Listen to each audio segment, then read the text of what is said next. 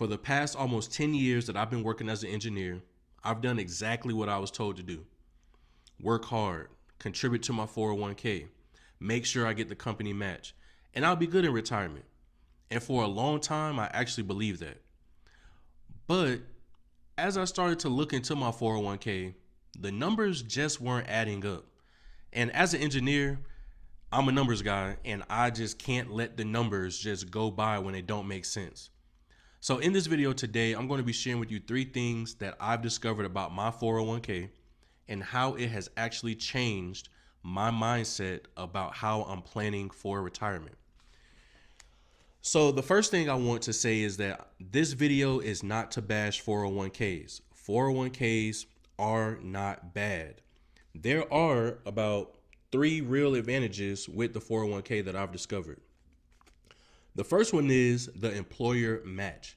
Basically, what this means is that when you put money in, the company will also put money in with you. That way, you are able to have more potential growth when it comes to your 401k.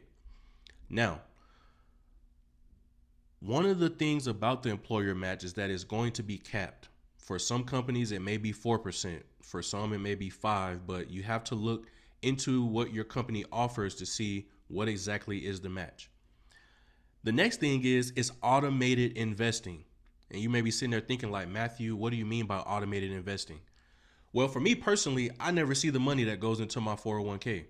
And I like to say that the less money that I see, the less money I can spend. So once that money gets contributed to my 401k, it is automatically invested in whatever I chose to have the money go to. The third thing is actually tax deferred, okay? Tax deferral. What does tax deferred mean? That means that when you put money inside of a specific vehicle, that you are able to allow for your money to grow, and you are putting money in there before the money gets taxed. So when you are working for someone and you have or a company and you have a 401k, this could potentially be a benefit because of the fact that you are putting money in before it gets taxed, and sometimes that can help out with your tax benefits on the front end. Now, as I've dug deeper into this, here are the 3 things that cause me to have some concerns. The first one is market volatility. Now, many people will say that the market always goes up. And yes, I believe that over a long period of time, the market does always at some point go up. However, when does it go up is what really matters that a lot of people don't talk about. An example of this would be like, let's say for instance, COVID. When COVID happened, there were many people that were getting ready to retire. However, they lost 30 and even 40% of their retirement income due to the market crashing during COVID. Now, this is where it becomes very important to have good structure and good planning, because if you're about to retire and you have or there's a market crash or something happens that causes the market to crash, you're going to be in for a world of hurt. Because let's say that you had $100,000 for easy math and you were getting ready to retire, but the market dropped 30%. That means that you lost $30,000. So you only have $70,000 left. Now, for many people, they would say, oh, well, the market's going to go up. Yes, the market will go up. However, even if the market went up 30%, you are not going to be back at $100,000. Why is that? It's because you are going to be earning 30% on $70,000. And this is part of what many people don't explain to you. So number 1 is market volatility. Now, for number 2, lack of control. Now, for me personally, I know that I can't necessarily control every single thing that happens, but for the majority of things, I like to have some type of control, especially when it comes to money. When it comes to the 401k, there is a lack of control, an extreme lack of control. Now, why is it that I say that? Well, the first thing is age restrictions. When you put money in, technically, you can't touch it until you're 59 and a half. And right now I'm 31, so I'm like, okay, I'm putting money over here and I can't touch it for the next 20 years. That just didn't make sense to me. Then early withdrawal penalties. So let's say that an emergency came up and you had, let's say, 50 grand in your 401k and you wanted to withdraw some of that.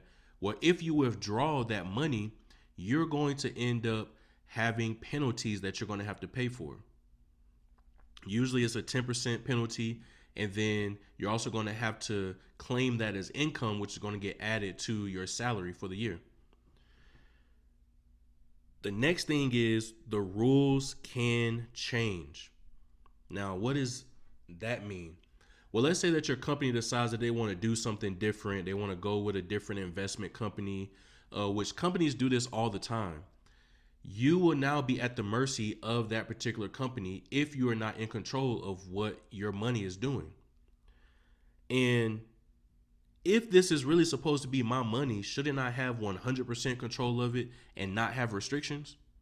So number two for the problem that I found with 401ks is lack of control, which leads now to number three, the silent retirement partner that you didn't know that you had and I didn't really realize that I had. So earlier I talked about tax deferred accounts, and having a 401k as a tax deferred account could potentially be a good thing. However, many people, and even myself, I believe that, hey, look, when I get older, I'm going to be in a lower tax bracket and I'm not going to have to pay as much in taxes. And I believe that's the story that everyone believes because that's what everybody says. Oh, just put your money in a 401k, make sure you get the maximum contribution from the company or you get the company match, and then you're going to be in a lower tax bracket when you get older. But that's not 100% true. That is an assumption. And after doing some research, I've discovered that over the period of time, not only do taxes tend to increase, but the value of the dollar is going down.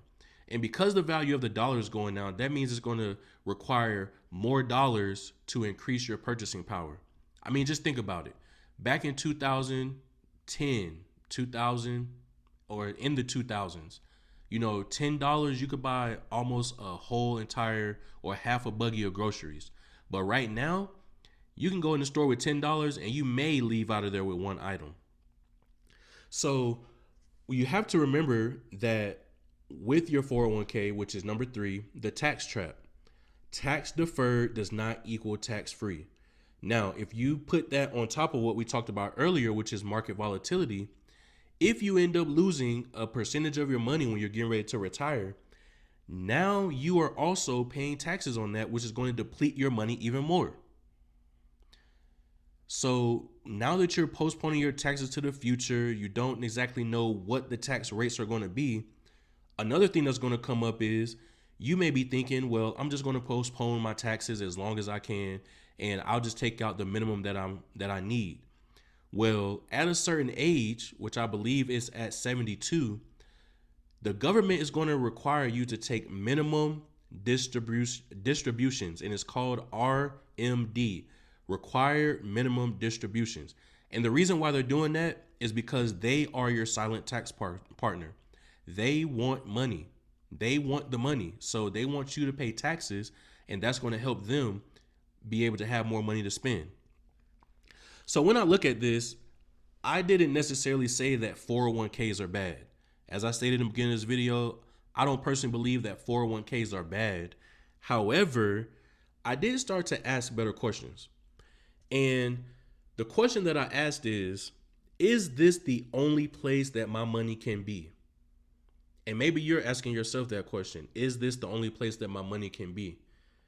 And if you are serious about building wealth, if you are serious about preparing for retirement, I personally believe that there are three things you need to focus on when it comes to retirement.